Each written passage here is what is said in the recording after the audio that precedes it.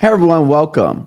So last night I was teaching this class about how I won this subcontract, and I realized that there's a lot of gaps missing in what I've been teaching online. So I wanted to come on tonight and share with you the 8 truths that I learned about subcontract that I want to share with all of you guys out here. And so for those of you who may be new to government contracting, new to subcontracting, these 8 brutal truths that no one tells you about, I realized only after teaching my class last night. So let's get into it right away. First and foremost, what's the backstory? So in 2015, essentially, I was a lot like the people here, where I ultimately, I actually needed a payday loan. And so in 2015, I actually had to go to Check Cashing USA and get a payday loan for $550. I was that broke. So I had no money. And I literally had to go out, get a payday loan for $550 in order to pay my bills. And so a few months later, I was talking with a major contractor, a prime friend of mine, who said to me, I told him basically my situation, that I was desperate, that I had been sued a couple times, and that I was looking for some opportunities to get back into government contracts. And he gave me a small subcontract. And then a few months later, gave me a much larger $4.2 million contract. So I went from July getting a payday loan, cash advance from Check Cashing USA at 300% interest rate to a $4.2 million subcontracting. And so I want to talk to you about that today, because in the session last night where I was teaching this, there was a lot of things that I realized that when I talk about my $5 million contract wins, that I left a lot of gaps out here. So I'm going to run through these 8 brutal truths, and then at the end, I'm going to leave 15 minutes for question and answer. So this is where I feel like 99% of people screw this up. They treat subcontracting like prime contracting. And so these are the things that I want to go over today. So the truth number 1 that I learned: confusing prime rules with subcontract rules. So when we look at it, prime contractors are chasing solicitations, subcontractors are chasing relationships. So when we think about this, the prime contractor, their job is to go out and be compliant with the actual contract terms that the government sets forth. Because you are the subcontractor and you're chasing the relationship, then you only have to abide by the contract terms that the prime sets in there. What do I mean by that? So what I mean is, in the instances where we talk about, for example, the subcontracting rules, that only applies at the prime contractor level. It does not apply at the subcontractor level, because you are not the one that has the rules with the government. So the prime contractor has the rules with the government. The subcontractor only has to abide by the prime contractor's rule. So I know that sometimes this gets confusing, because we keep hearing about, I want to be compliant with subcontracting. That is only if you are actually the prime. Truth number 2, small hinges swing big doors. What do I mean by that? So what do I mean is that a lot of times the things that we are discussing out here, right, we're not thinking about the little things that make a big difference. So for example, when we look at, and I'll show you here up on the screen, I'll give you an example of a strategy that one of my, here, I'll put it up, give me a second. So when I did this particular boot camp interview with Mohammed, who went from 0 to 550 employees, part of the first thing that he said to me when we sat down and talked was that his company, because when he was first trying to get known for his company, that his business, he literally took his business and sat in the hallways in the cafeteria to get to know people. And so how many of us are not thinking about the little opportunities that we have on base around people that have access to contracts and opportunities or any positions, and we're not even taking advantage of that? So for Muhammad, he said, hey, these agencies have thousands of people and I don't have another way to get known. So he set up his office directly in the hallway in the cafeteria, and that's what allowed him to get his contracts that he won. For me in particular, what I did was a little bit different. I had worked with some of these contractors on the base before. Previously, I developed relationships with them, and then that conversations. Ultimately, when I was at my most desperate point, I was able to call them up and say, hey, I'm really struggling financially and I really could use some opportunity, some work, some business. And then that's what made all the difference. So again, for me, a phone call, just being transparent about my situation, about where I was at that given time, that allowed someone to say, no, Eric, I remember you. You're a good guy. They gave me some opportunities. So again, they're not chance meetings. They're all intentional because why? We're doing things to put ourselves in this position. Truth number 3, paperwork has zero value. So certifications don't get meeting, compliance, not currency. So when we look at that particular contract, right? So on that contract, I did not have to self-perform the work. I did the paperwork, right? And so last night, the people kept saying, well, Eric, like, did they know that you were only going to do the paperwork? When we're dealing with large companies, they are thinking about compliance. You as a small business are thinking about your revenues and your sales and the money that you're making. But the large business that we're dealing with, paperwork means everything to them. So it's compliance, compliance, compliance. So for us, I like to say this, that when we're framing this, and when I framed it to the prime, how I was going to help them solve their issues, I was responsible for making sure that everyone below me complied with the contract. So ultimately, I subbed this out to a major company that was way bigger than me. They were doing $30 million a year. I subbed it out to a large business, but I was responsible for the compliance. So that was the value that I brought to the table for the large prime. I'll explain a little bit further. The contract size was 20 million. My piece was 5 million. But if something happened to the 5, it jeopardized the 20. So for larger companies, when you're working with larger businesses out here, you want to frame it as helping them meet their compliance as opposed to just saying that we're doing the paperwork. So it's all about how you frame these things. Number 4, the middleman means doing nothing. So again, a lot of people talk about the middleman, right? And we talk about the strategy, but keeping the team together, right? That is a very important job. Again, when we look at working with larger organizations, large companies, large businesses in particular, they have so many irons in the fire on so many different projects. They're looking to get someone who will be responsible for larger and larger sections of the work. I remember a friend of mine who worked at General Electric. He was trying to give out millions of dollars in contracts, but he couldn't find any minority businesses big enough that support them. He just wanted to give them out in huge blocks because why? They do hundreds of millions or billions of dollars. And so for them, if they can give out larger and larger swaths of the contract to one person, it makes their jobs much easier. They can keep pursuing bigger and bigger clients. So at the end of the day, when I was a subcontractor, yes, technically you might call me the middleman, but I kept the entire team together. I was responsible for everybody below me. I was responsible for making sure that they were compliant with the job and that they got the work done. I was responsible for making sure the materials got there. So all the responsibility fell on me, which allowed the prime contractor to focus on servicing their client and servicing their customers, which was worth more money than my $4 million subcontract. Truth number 5, where you are equals who you are.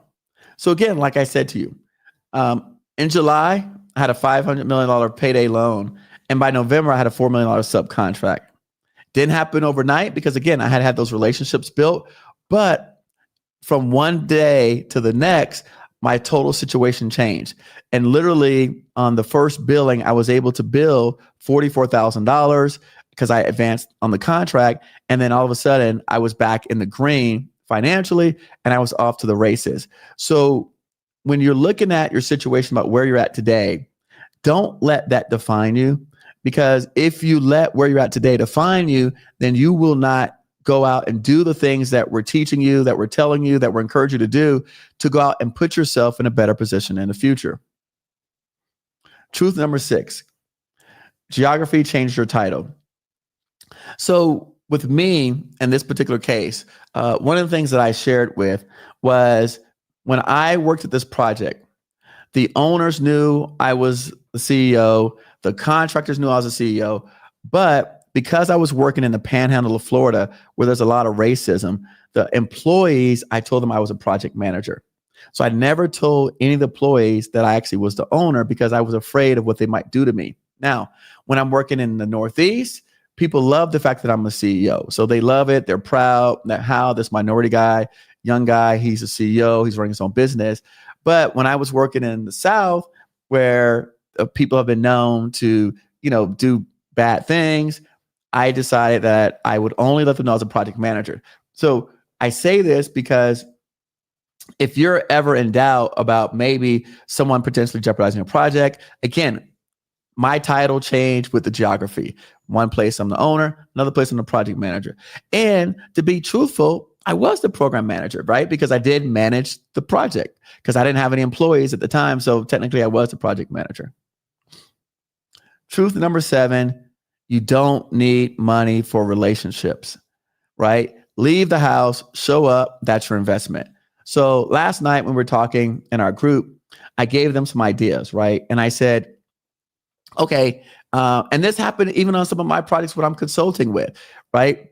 Many of you are veterans and you have access to the military bases, but you're working from home, right? If we look at Muhammad's strategy, Muhammad worked from the base. So he literally set up his office on the facility. Many of you guys out here listening to this, you could do that. You could literally, and I told someone, they said, well, Eric, I'm not a veteran. I don't have access. I said, okay, but don't you go to the base? Yeah, well, I just go to Starbucks. So work from Starbucks. It doesn't cost you anything to work from, you're going to be doing the work anyways, right? So now you're just putting yourself in a position of proximity to people who make decisions and who could potentially change your future. The reason why I believe my C students do the best is because they're not afraid. They don't have a lot of options. So anything that we say, Eric, you said work at Starbucks? Bro, I'll be at Starbucks every day for the next 2 weeks. Okay, cool. And then you say, well, how did this guy how did you meet this person that gave you this opportunity? It's like, because I worked at Starbucks for every day for 2 weeks. And eventually people start asking me, who am I? What do I do? And they got to know my name. I got to know their names. They found out about my business. And all of a sudden, one thing turned into the next. We actually have several students of Ryan's that we talk about as part of our strategy for how you sell products to the government is going on base, meeting with people in the different facilities, the different, not necessarily contracting officers, but meeting with actual government employees that are managing facilities, that are managing logistics, that are managing the departments, that are writing scopes of work, and talking to them and letting them know who you are, what you do. And then I guarantee you something will happen. But so it doesn't have to always be a conference. It doesn't have to always be an industry day. But again, leave your house, show up. That's your investment. For me personally, I'll be honest with you, being on these live calls is my investment. You may think that, hey, I'm giving you information, which I am, and I'm hoping I'm giving you a lot of information that's going to be able to help change your life. But also I'm making an investment as well, right? Because people are watching this, they're learning from it. And then guess what? People reach out to me for partnerships. I got someone call me today about buying businesses, selling businesses. So I'm showing up by being present for you guys. You could show up by being present for yourself as the CEO of your own company. Number 8, and this is a good one for me. Real relationships have fight. Tough conversations build unbreakable bonds, right? So I was just saying this last night on the call because I think a lot of times we assume that if someone has a real relationship that they are everything's happy and cheerful. But my friendships that I have now came from people that I've done business with, that I've done partnerships with, people that have owed me money, people that owe them money, and vice versa, people that I've lent money to, right? People that I've withheld money to. We've fought about it. In fact, I'll go even a step further. One of my first business partners literally came to my mother's house and told my mom that I tried to sabotage his business. Imagine how you would feel, right? If somebody came to your mama's house, right, and said that you tried to and by the way, it was a grown man, and said that your son tried to sabotage my business. Guess what? 15 years later, we're really good friends. He's very successful. He's coaching me on next phases of my journey in GovCon. Obviously, I've been tremendously successful. My friends have all been successful. But the relationships, how we got that way was through tough times and tough bonds. So again, I wanted to share this because for me, when I looked at it yesterday and I said, a lot of this stuff I haven't talked about with people. And I wanted to talk about it because I think even myself, right? I don't always remember all the parts of the story until I engage with folks like yourself. So I want to say this because, again, just really quickly, I'll just go back over it for those of you just getting here. So I'll just go really quick back over it. So again, number one, confusing prime rules versus subcontractor rules, right? As a prime, you've got to comply with the FAR and the rules. As a sub, you got to comply with the subcontract rules of the prime. Number two, small hinges swing big doors, meaning that little activities that you do regularly can make big impacts, right? I gave the example of Muhammad sitting in the cafeteria in the hallways to meet people that ultimately allow him to graduate 8A 2 years early. Again, myself reaching out to people who I've worked with in the past, telling them I was in a desperate financial situation. They were able to call and give me a small subcontract that turned into a $4 million contract eventually. Paperwork, compliance. When you're talking with larger companies, you want to talk about compliance, right? We say paperwork because it's administrative work, but again, for large companies, compliance. Number four, middleman means doing nothing. That's not true. You have to essentially think about yourself as being the team manager and keeping the entire team together, right? Allows you to be able to have more, allows the prime to be able to have more flexibility to work about other things while you're managing the teams. Where you're at does not define who you are. Do not focus on essentially, I'm in this financial situation, I'm in this position, I don't have any money. Your life can change drastically overnight. It happened for me. It's happened for a lot of people I know. When you listen to artists and you listen to any of your favorite singers or entertainers, one day they were a starving artist. The next thing you know, they're on TV and just selling out stadiums. Geography changed your title. Again, just literally based on where I was at. I was either an owner, CEO, a program manager, whatever I felt like fit the bill at the time to allow me maximum opportunities. Number seven, you don't need money for relationships. Again, leave the house, show up. That's your investment. I gave you some ideas. Go work on the military base. Go spend a couple of days there in an area where there's heavily trafficked. And again, just engage with people, talk to people, let people know who you are. They'll start asking what you do. After 2 or 3 days, people will get to know you. It's really not even that complicated.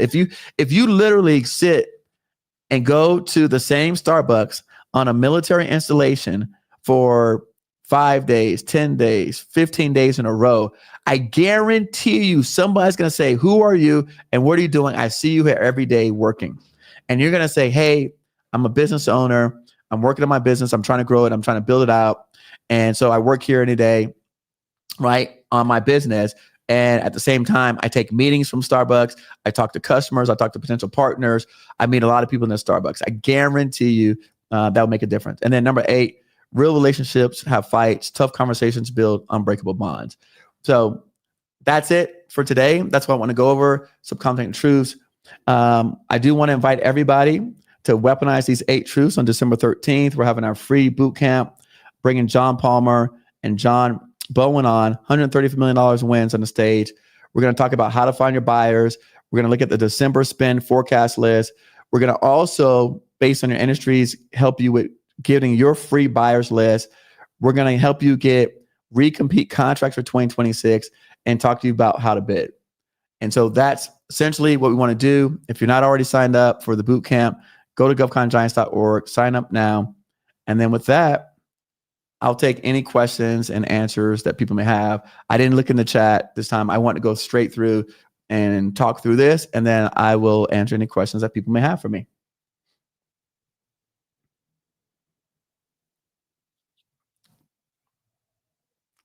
All right. What questions do you guys have? I'm going to stay on for a little bit longer and basically here really quick. Here's the link. All right. Someone just said, I'm right outside Fort Cavazos, Texas. So are you going to go to Fort Cavazos and spend some days there and see who you can meet?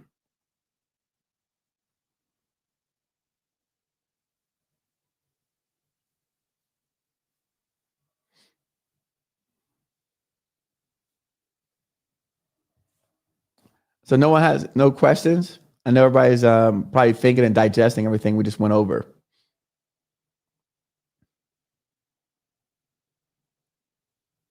Welcome, Gloria. Welcome, Wes. Welcome, Sylvia. Ronnie said, no questions. Pretty straightforward. Well, it's interesting, Ronnie. Again, and we always, there's something that Jim Rohn talks about, is that people do things out of inspiration, desperation. For me, I find that a lot of times, most of us, it takes desperation for us to do things.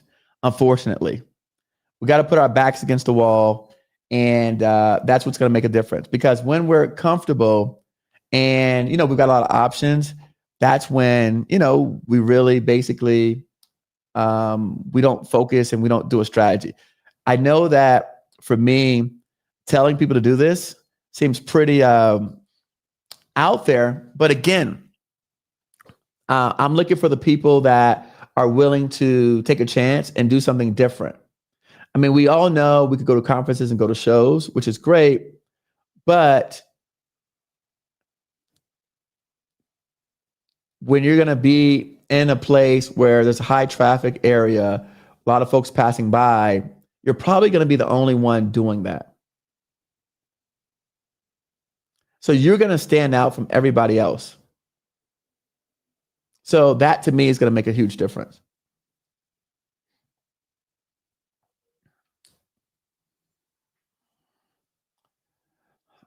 All right, my parents and I have decades of experience in government procurement, contract management, subcontract. We're trying to build a kind of firm, but we don't know what to sell, how to communicate from a contractor's perspective.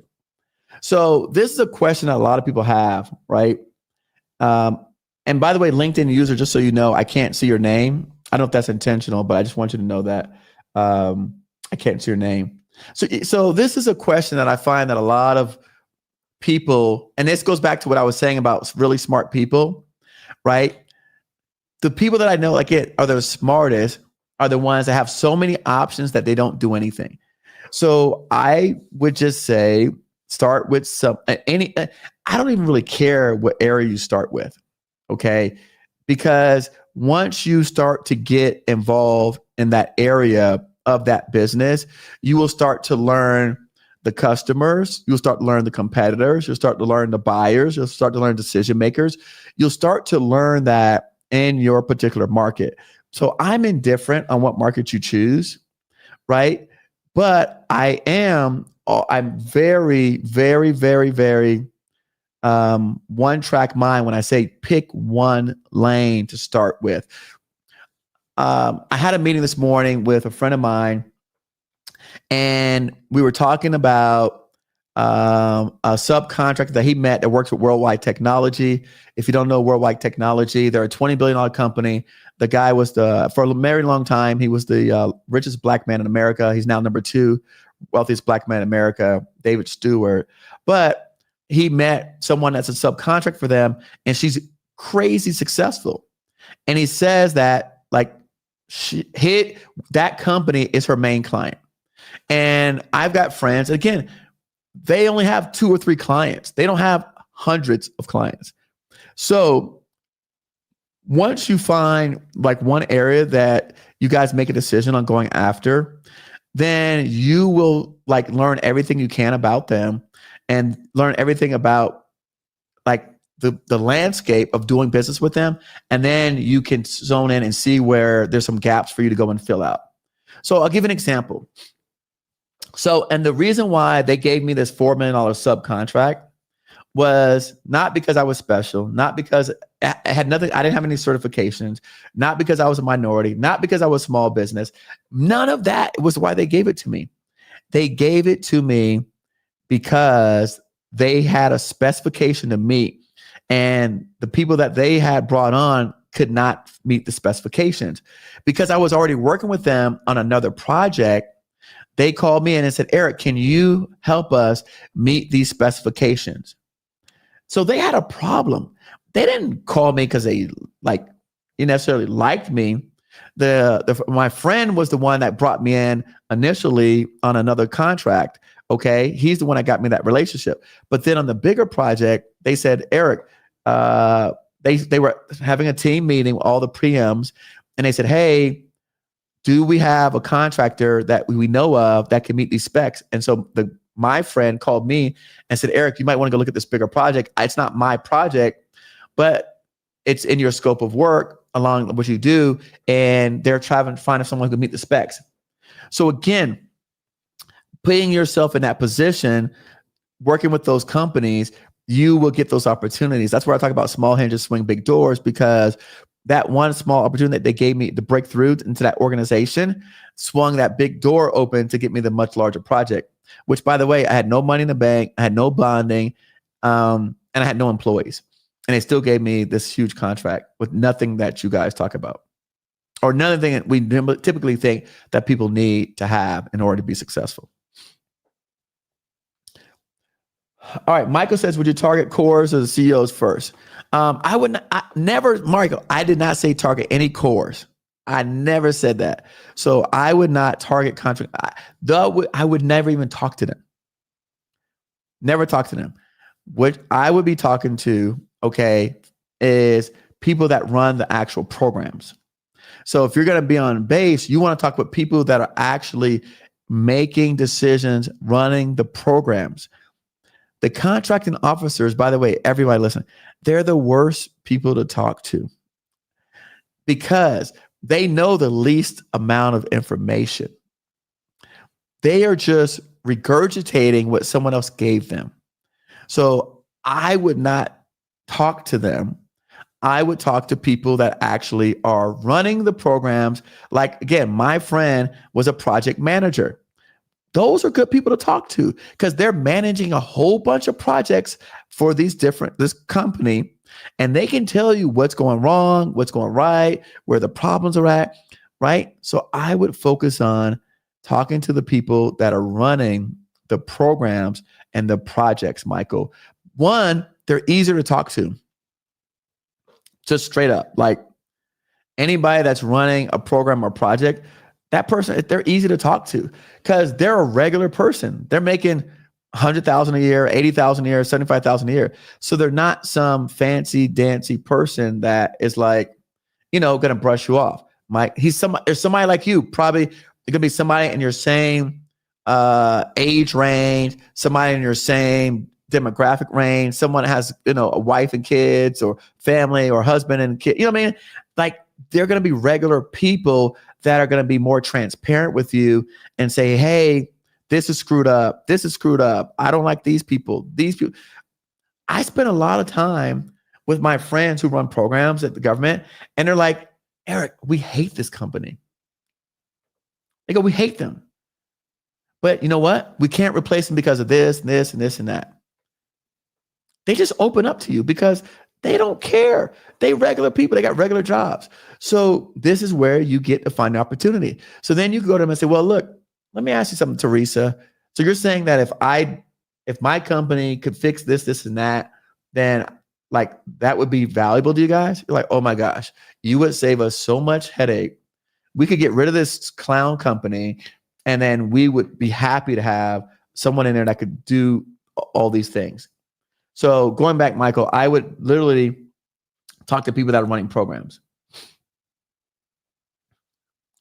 So someone says, for those who do not have access spaces, what other location do you suggest? So, if you don't have access to a base, one, again, what I did was, and I always recommend this to anyone. So we all can get access to a military base. Okay. So the first thing that I've always told people to do, if you don't have access to military base, go on a site visit. So if you're close to any type of base, look online on SAM, find upcoming projects, find site visits, sign up for the site visit, and you could get access to a military base by going on a site visit. Everyone could do this. Anyone could do this. You just sign up, Unless you have a felony or a criminal record, don't do it. But if you don't have those things, sign up for a site visit and go on a site visit to the military installation. And when you go on a site visit, you're going to meet all the different contractors on any site visit. That's what I would do. Again, the whole idea is to get out and get in front of people. Okay. All right, James. Nice to meet you, brother. I've worked FedEx subcontract primarily in DC and trying to find a new one. I live in Cincinnati and recommend getting these subcontracts. So yeah, if you worked in DC and you're in Cincinnati, I would, if I were you, I would be trying to get in or around people that are giving out the type of contracts that I've worked on. So for me, if I were in that situation, I'd figure out, okay, these are the types of projects I worked on, programs. These are similar types of projects and programs in or around Cincinnati. And I would try to get as close to the people that are running, managing, in charge of those programs as humanly possible. And I would meet them wherever they're at. So for me, it's really, before there were dating apps, most of our families, our parents, our grandparents dated people that were within their proximity. Do we remember that? Like most people dated within their proximity. Why? Because that's who you had access to. That's why there are so many work relationships, right? Even when they say we ban work relationships, a lot of people I know got married from people they met at their spouses at work, right? So it's the same thing. People, even for me, when I was in Florida, I knew a lot of people in DC. We never spoke. But then now that when I moved to DC, they call me all the time. They text all the time because now I'm close in proximity to them. So I think, Shreenath, for you, you've got to let people know that are in the field that you work in that you're now within close proximity. And you'd be surprised how many people would love to connect with you because they're looking for someone with your talent and your skill sets. You just haven't met them yet.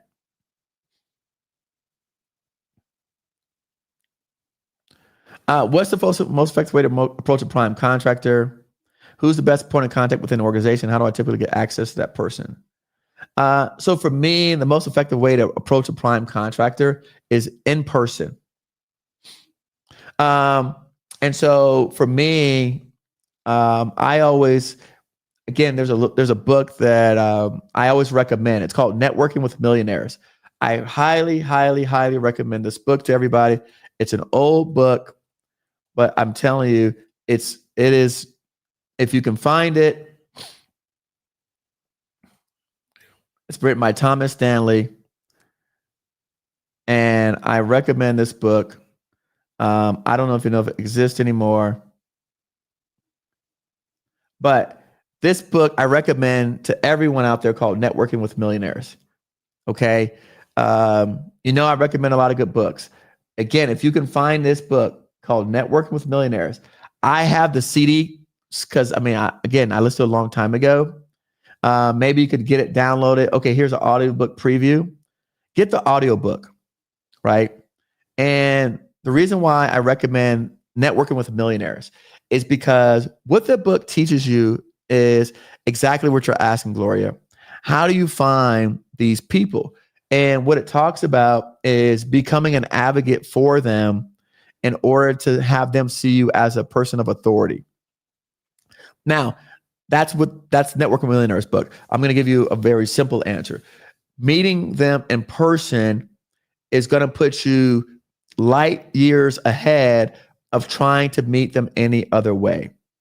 Trying to cold call them, trying to email them, trying to pitch them your capability statement. Meeting them in person is going to be that's going to put you light years ahead of anybody else. So how do you meet them, right? You have to go where they're at. That's why I recommend it. Go to a site visit because that's one way that we get to meet people in our industry.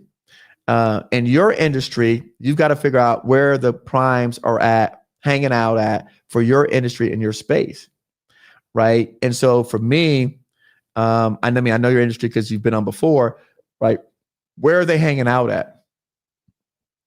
Is there a place where those people hang out that you can meet them by not by accident, but you can bump into them in the hallways. You could bump into them at coffee. You could bump into them at dinner or at breakfast or at lunch or something like that. Because if you can do that and you can continue to get FaceTime with people, that's the best way for me to build a relationship. And you say, who's the best point of contact? I'm going to say the same thing. Somebody who's running the program. I actually never met any of the CEOs of the people that gave me these contracts because, I mean, this company was a huge company, so I didn't know the CEOs. But the people who ran the programs, they were the ones that were making decisions for who got the subcontracts. So I would say, figure out the people that are running the programs and the projects, and then figure out where they're hanging out at, and then you go hang out there, Gloria, and show up. I mean, you've done that before. I don't think you remember, right?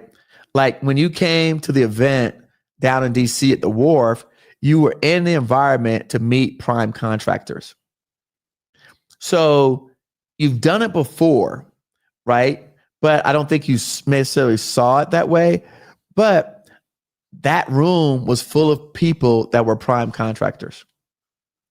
So you've already done it haphazardly. And a lot of us have done this stuff, but it just kind of hasn't been at the forefront of our minds.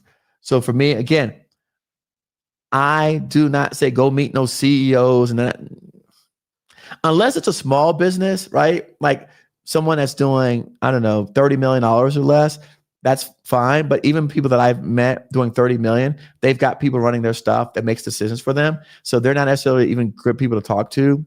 But the people that are running their programs, they're the ones that are literally going to tell you where all the bodies are buried. And that's what we're looking for. Where are the bodies buried?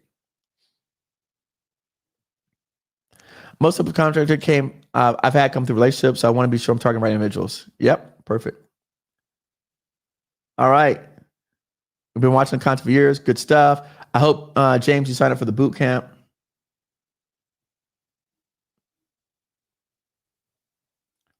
All right. Easy Money says, how do you get higher compensation on a subcontract? For instance, on a $600K contract, they only want to pay me $10K over 3 years. Bid calls for 5% DVE, which is where I come in. All right. So I think in some instances, you kind of answered your question, because what you wrote in there shows me that you did not demonstrate that you brought any value to the table. So they're only using you for your certification.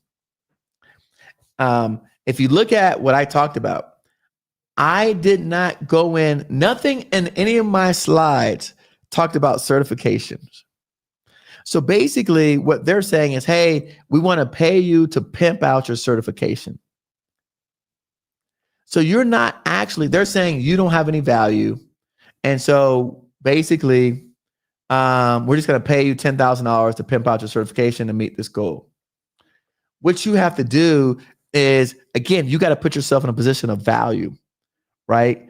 What does that mean? That means, like we just discussed, finding out from the project manager, right? So this is what I would do. If I were you, I would talk to the people who run the projects, and I would say, hey, don't worry about your compensation. Don't talk about no compensation stuff. Just ask them, where are people screwing up? It's simple. I would say, hey, bro, let me ask you something. Hey, man, hey, I know they be messing up on this project. Where can you tell me where do they be screwing up at? And like, oh shit, man. Over here, they messed up the doors. Over here, they messed up the lights. Over here, they messed up this. By the way, also, you didn't write anything about the type of work you did or type of project. So again, to me, you are not even telling me or anybody that you offer anything of value other than your certification. I just want you to know that. That's what I'm reading from what you wrote. You didn't say it's a construction job, it's an IT job, it's a professional services job, So it doesn't seem like you're trying to offer anything of value to them. I would switch that role and say, you know what? I want to take responsibility for a scope of work. I want to take responsibility. In fact, Give me the hardest scope of work that you have, and let me take responsibility for the hardest scope of work that you have that you can't find anybody to do. That's how you take and get your percentage to increase. You're not playing the DVBE game. You're actually going to go out and going to get the scope of work and manage it and be responsible for it. And you can make, like, again, on my job, I made 15, I think it was 15% on my contract, 10, yeah, like 13%. So that's how you do it.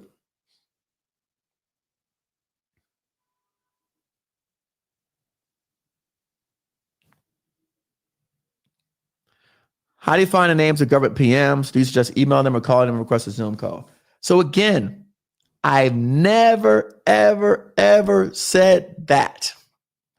I never said that today. I have not said today to email or call people. Today, I'm talking about meeting people in real life. That is the purpose of this call. That's the purpose of the tonight's session. Not emailing and calling people randomly. Going out, meeting them face to face, shaking their hands, looking them in the eyes, right? Seeing their facial expressions, talking to them about real world problems. I'm not talking about actually calling random people and requesting Zoom meetings. That's not what I'm talking about tonight. We're talking about subcontracting. And in order to subcontract, you have to know the person and they have to know you.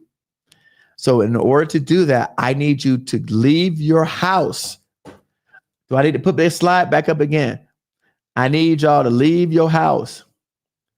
Okay? Go back, leave the house, show up, and go talk to people. That's what I'm asking you to do. Okay? That's what I want. Now, I'll answer your question. How do you find government PMs? Right? So again, we have software tools that do that. So on our OpenGov platform, essentially we basically, I don't know how to do it without having any type of software tools. Let me answer that question. So I don't know how to do that without having any type of software tools. Personally. So for me, if you want to find names of government PMs, you've got to really buy. You could, okay, I do know how to do it, but it's manual labor. So manually, you could go on a government's website, you could look at their organizational chart, and then you could pull that down, and that will give you their PM. That'll start filtering down different users. So that's the manual way of doing it. But I don't think that you are asking that. I think you want to be able to have a whole big list and then be able to start calling and emailing them. We usually do that with software tools. So you've got to have some sort of software tool like OpenGov or GovWin in order to get a whole complete list, because they're aggregating a bunch of data together that essentially allows you to streamline that information. All right, couple more questions. Tree Mill from Work Center. I'm an e-commerce reseller for package supplies, industrial supplies, rough supplies. Okay, an e-commerce reseller for packaging supplies. I don't really know what that means.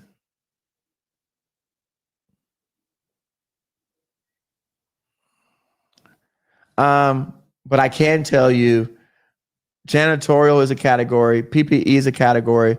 So in my opinion, based on supplies, I don't know about this e-commerce reseller stuff, but based on supplies, DLA to me is the number one area that I would sell to, because DLA has 2,000 to 5,000 items.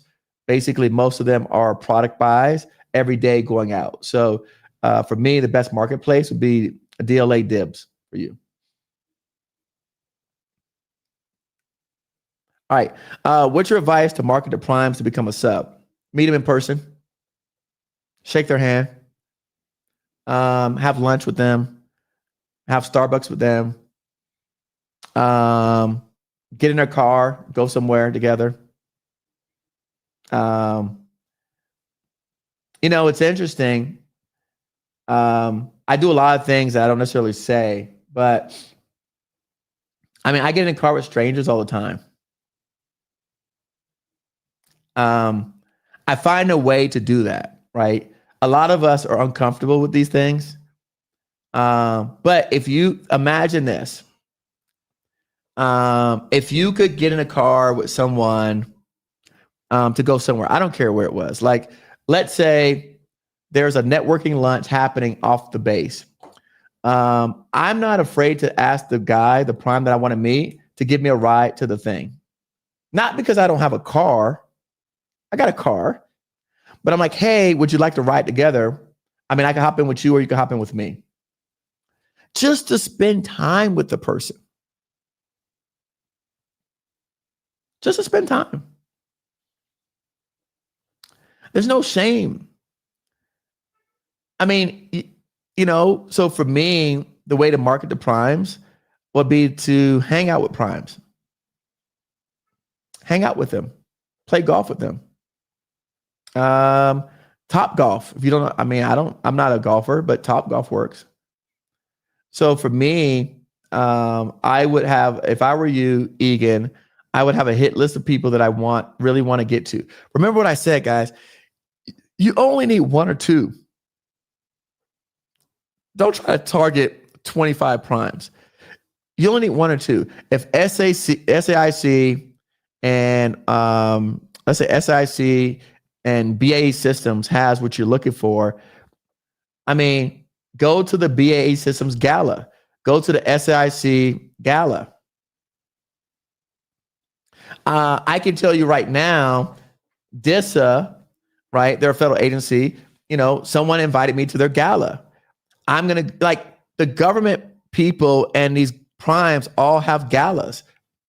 Let's look it up together. Let's just look it up. I'm going to do this together as an exercise without even testing my own theory. So let's just do it together. Let's see if I want to meet, I don't know, BAE Systems. Let's see when they have a gala. Here we go. BAE Systems WA Defense Industry 2024 Gala. Every big company has a holiday party. They have galas. They got golf events. BAE Systems golf event. Okay, Birmingham Soft Golf Tournament sponsored by BAE Systems, August 24th at the landings. Every company has these things. Every one of them. You just have to say, I am willing to show up and go to these things and become an integral part of this organization, so much so that I can't be ignored. And that's what C students do, that A students, college people, master's degree people don't do, because they are intimidated because they're so smart. They are ashamed, or they feel that it's below them to go out and hang around, and maybe they seem desperate.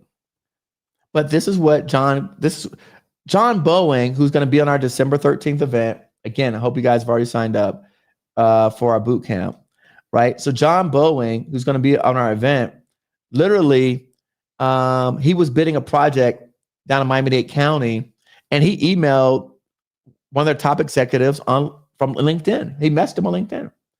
You can't have any shame in your game when it comes to your business. You can't have any shame in your game when it comes for asking for work, for money, for opportunities. You can't. So, we have a nationwide prepaid shipping with access to 3M and warehouse and distribution together over our distributor. DLA dibs. Same answer. Wasn't in the right headspace. Missed that one. No worries, Gloria. No big deal. Sign up for the boot camp. All right, I'm going to take 5 more minutes. I'm going to spend answering questions. Real quick, just again, I'm going to drop the bootcamp link in here for you guys out here. And I'll take some questions. All right. How do I get in government contracting? Ooh, that's a loaded one. How do you get into government contract? And how do I get into getting a government contract? Well, what do you do? I mean, the first thing I do is get registered. That's the first thing anyone has to do to get a government contract. You have to be registered. You've got to decide whether you're doing state, local, or federal. And once you've decided if you're going to do state, local, or federal, you get registered at the place that you want to do business. And then you start to determine essentially what things can you provide, whether it's you or through a third party person. And then from there, you essentially have to price an opportunity as a prime or a subcontract. But you've got to be able to provide a price to someone of some goods and services that you can essentially offer to the government or to a prime contractor that works for the government. All right, Eric, what's your advice to market to prime so that I can get prior performance in GovCon? My advice to market to primes is the same thing. Go and meet them where they're at. My advice to market to them is not to send cold emails to prime contractors. Yes, number one, you need to get on their list. So you need to be a registered vendor on their list. Number one, do that. But the number two thing that you have to do is go to where they're at. So for me to market to them, I would be spending a lot of time at their events. I'll be spending a lot of time if, for example, like you said, regulatory risk and compliance, ESG. So on my podcast, there was an accounting firm that I interviewed that handled regulatory risk and compliance for ESG. Okay. I would go back and listen to that episode and literally reach out to them, not the prime, right? Because they were always looking for small businesses that can help them do that in their local areas. I can't think of the accounting firm name right now off the top of my head, but it was about 2 years ago. I interviewed this accounting firm, and that's all they did was they handled compliance, risk and compliance for large businesses who won these huge government contracts. And ultimately, what they did was they would look for partners like yourself, Agan, to help them in different respective areas. So let's just think of it this way. The prime contractor wins, and the example that he gave me was in New York, this prime wins a $500 million project. The project is in New York. So it's got city funds, state funds, and federal dollars because it's partially federally funded. So this accounting firm would have to help the large company manage all their goals across all the different funding streams.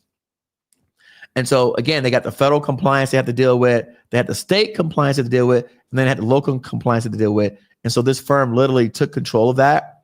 But they did this all across the country. And so they would partner with people like you, Egan Rose Consulting, to help them do that in other parts of the country where they didn't have the expertise. I'm sorry, Kedra. I see now at the bottom says Kedra.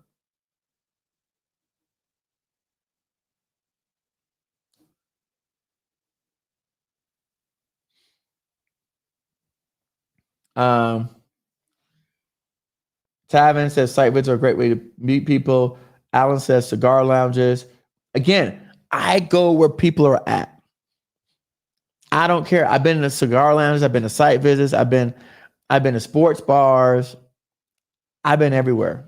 I haven't been to no strip club with anybody yet, though. So Don't say that. I haven't been there yet, but I've been everywhere else.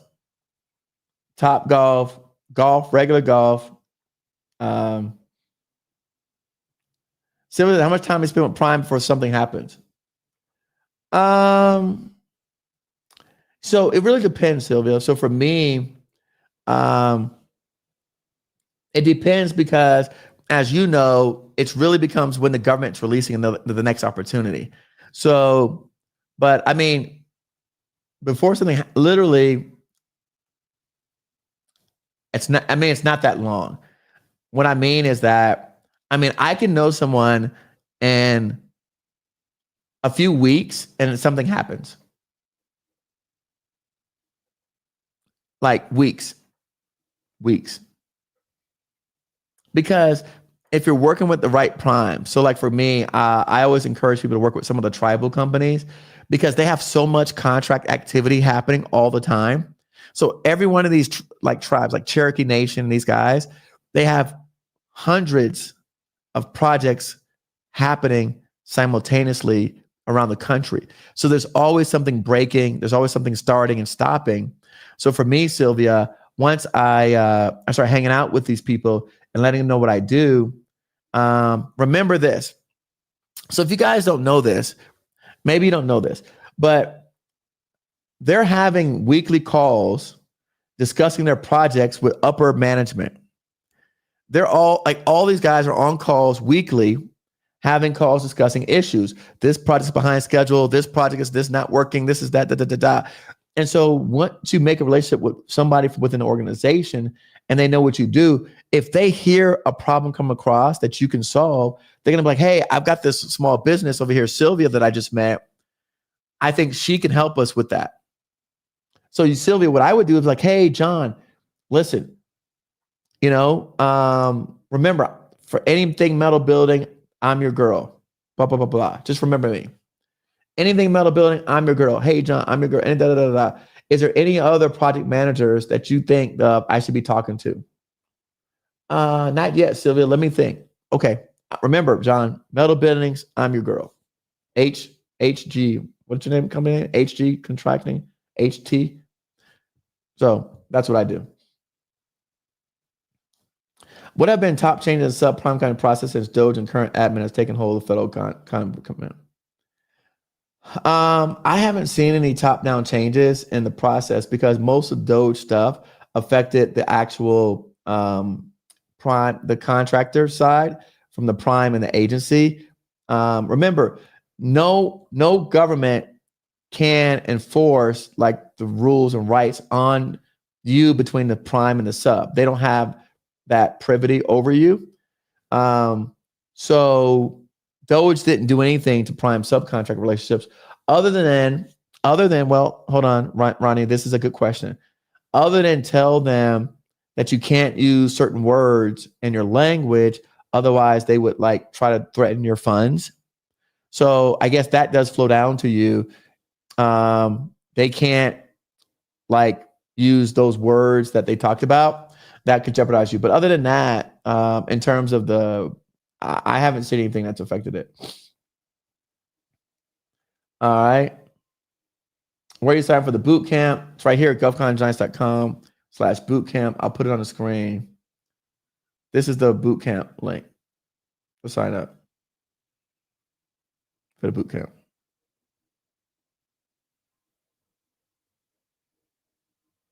Oh, HJ Gov.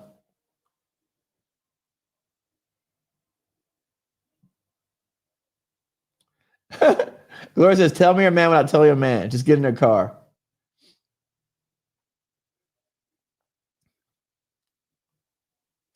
All right. Look, when you come on these chats, what happens? Alan said, hey, Trail, we want to talk to you. We're connected with a contract vehicle for logistics and management warehousing. It might be a good fit. Gloria says, tell me your man, tell your man, just get in the car. Yes, all the women with their pearls. You're right, though. But you know what's interesting, Gloria? All the women clench their pearls, or the pearls, whatever. Would you write? We said clench their pearls. It's interesting. But we're all taught not to write with strangers. So it's not just men that clinch their pearls. Men are probably thinking the same thing. We were all taught not to write with strangers. And at the end of the day, it's really strangers are not really the ones that are doing all the bad stuff to people. It's people that are within your family, people that you know are the ones that are doing most of the harm. If I'm at a site visit or an event with a bunch of contractors, to get in a car for a ride is normal. It's not out of the ordinary to ride with people when you're in a group setting. Okay, that's what I'm talking about. If we're going to a luncheon, a breakfast, or something like that, that's a very common thing to do. And we even take women in the car. So, I mean, we're all going to the same place. Most of the time, we're out of town, right? So I've been in many, many conferences and many, many events where we all met. In fact, when I was at the WeBank conference in Atlanta, Georgia, it was a women's conference. So I was with 4 women and we all went to this after party club together with 4 women and none of them looked like me. But because we're at a conference, it's very common to do. But all I'm saying is, as opposed to saying, hey, let's catch separate Ubers, right? So we'll just meet there. I'm like, hey, I'll pick up the Uber for everybody. Let's jump in an Uber. Has anybody come to my conference and rode in an Uber with me? Anybody came to my conference and I was like, hey, I'm picking up an Uber van. Everybody jump in with me and just go. I'm like, hey guys, I'll get the Uber. We could just ride together and go to the event. That's what I mean. So I say that because we keep trying to make things weird that are really not weird. When you go to any type of conference or event around anywhere in America, strangers meet up for a few days in a foreign city that none of us know, and we bond and build a network. It's very common. But I get it. For a lot of people who've never done it before, it may seem kind of out of the ordinary. But I'm accustomed to it. And so I'm always the guy that literally says, hey, I'll pick up the Uber. I'll take everybody. What's the place we're going? I got the Uber. And then guess what? People remember me that way. All right. Look, Tavin says, I did it. So, all right. James, last question. Oh, it's 8:08. I was already. So I'll take this last question. I'll let you, and I'll go. All right. James says, do you know where to find a wrap rate calculator? So, the wrap rate is based on your own wages, right? So the wrap rate is your own number that you determine based on your business.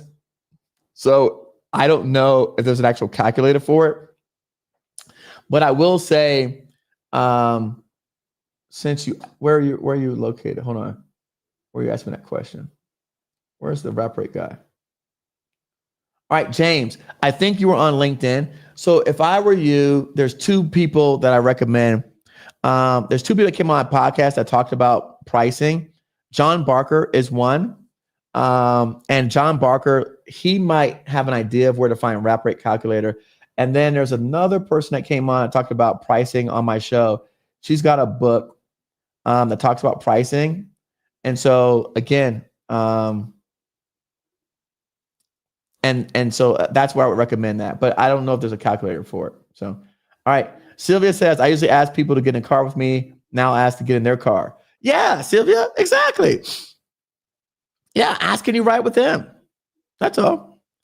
Like Tavin said, business world is totally different. Yeah. I don't know why, but I think women always think somebody's trying to hit on them, which is such a strange phenomenon because most guys they don't want to get in trouble. They're scared. The world's always told us not to flirt with women anymore, don't whistle at you anymore. So most guys are terrified because we have too much to lose to even risk it with a woman. But that's, again, the people that I deal with have too much to lose. So they try to create a very strict division on any of that kind of foolishness. But I guess, the 1 in 100 guy who will do that for you makes it not worth it. But, if you don't feel comfortable, I don't tell anybody to do anything I don't feel comfortable doing. I'm just telling what I do. My friends are too afraid to risk it. They don't even play that game. So, but again, we all have a lot to lose. So that's a whole nother thing, but all right, listen, thank you guys so much. Hopefully I'll see you guys on December 13th, and, keep sharing, keep learning. And I want to see, before I let you go, all right, how many people are going to try to go and meet some people in person? Put a 4 in the chat, a 4. I want you to put the number 4 in the chat. If you're going to go out and try to meet people live in person, not behind a stupid computer, not emailing and calling, meet people in person, put a 4 in the chat. I want you to meet people in person. I want, touch them, go out and meet people in person. Okay. Because you're saying that's going to make the difference for my business. Eric says, I got to go out and meet some people. I got to ride in a stranger's car. Or share an Uber with a stranger. I got to go to lunch with them, go to breakfast. These are all things that I do all the time. I'm constantly meeting strangers. That's why, good luck happens to me, right? Because I'm constantly meeting strangers, constantly. So, all right. Somebody said this Friday, actually. Good stuff. All right. Have a good night. Appreciate you.